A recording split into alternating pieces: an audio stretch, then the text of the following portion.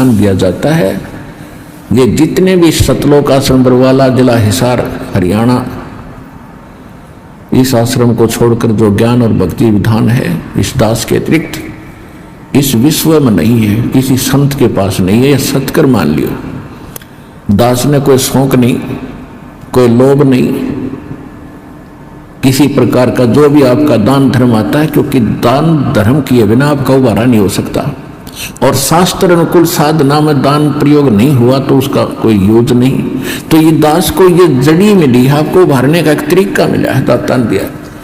ये शास्त्र अनुकूल साधना, शास्त्र विधि अनुसार यहाँ पर है, इस विश्व में है ही नहीं।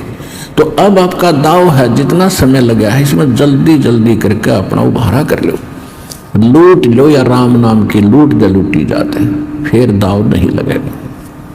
परमेश्वर कहते हैं चढ़ी चौंच भर लेगी नदी ना घट्यो नीर, और दान दिए धन घटे नहीं, कह रहे साहब कभी। ये भगवान का वचन है, किसी बालक का नहीं है।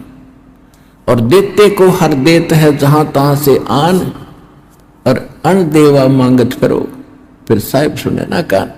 आज एक व्यक्ति तो कार में जा रहा है और एक हाथ फैलाए खड़ा, दिए बाबा दिए बाबा दिए बाबूजी, और सब निकल जाते उसके पास से।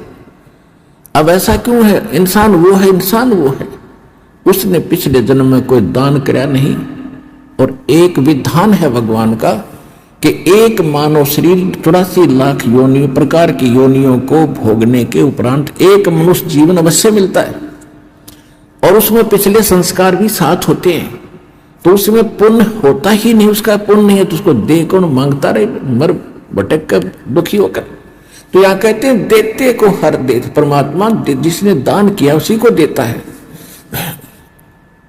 और जहां तहां से आन, चाहे कोई भी कारण बनावे, और अन देवा जिसने कभी दान किया नहीं, मांगत फिरो। फिर साहिब सुने नहीं कान।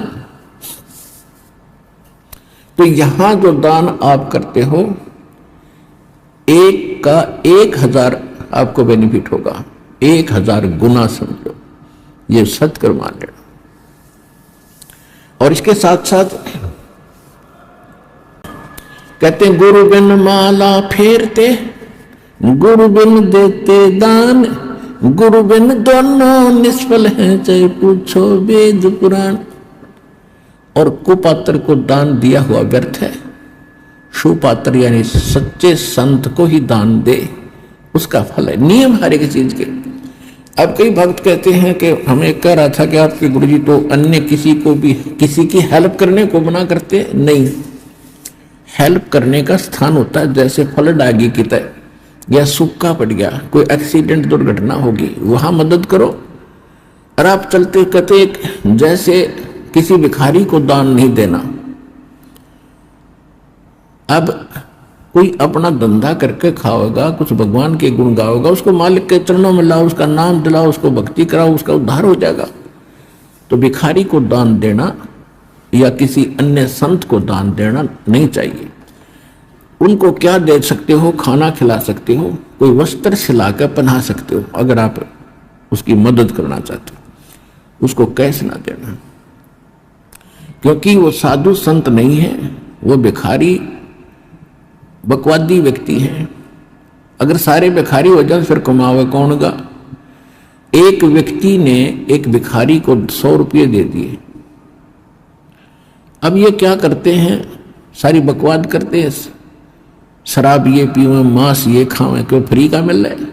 और फिर सबके गधे बनेंगे, किसी कुत्ते बनेंगे, वो संस्कार और बढ़ेगा, वो वापस देना पड़ेगा। कोई वैसे थोड़ा किसी ने ले लिया वो देना नहीं। कहते तुमने उस दरगाह का मैल नहीं देखा और धर्मराज के तिल तिल का लेखा। 100 रुपये दे दिए। पहले वो पौवा पीता था शराब का, उस दिन एकदम अच्छा दाव लग गया, उसने आधा पिया। अब शराब पी कर रोज पत्नी ने कुटे, बच्चों ने कुटे, पिटाई करता था, वो दुखी थे। उस दिन आधा पी लिया, ज्यादा दिमाग खराब हो गया उसका, परिवार की पिटाई करती। उसकी पत्नी उसको सारे बच्चों को लेकर कुएं में गिर कर मर गई। आपके 100 रुपये के दान ने एक परिवार उजाड़ दिया। आपको भी पाप लग गया क्योंकि आप उसके भागी बने। तो क्या फायदा दिया उस दान ने? गुरु बिन माला फेरते, गुरु बिन देते दान, गुरु बिन दोनों निष्फल हैं, चाहे पूछो वेद पुराण।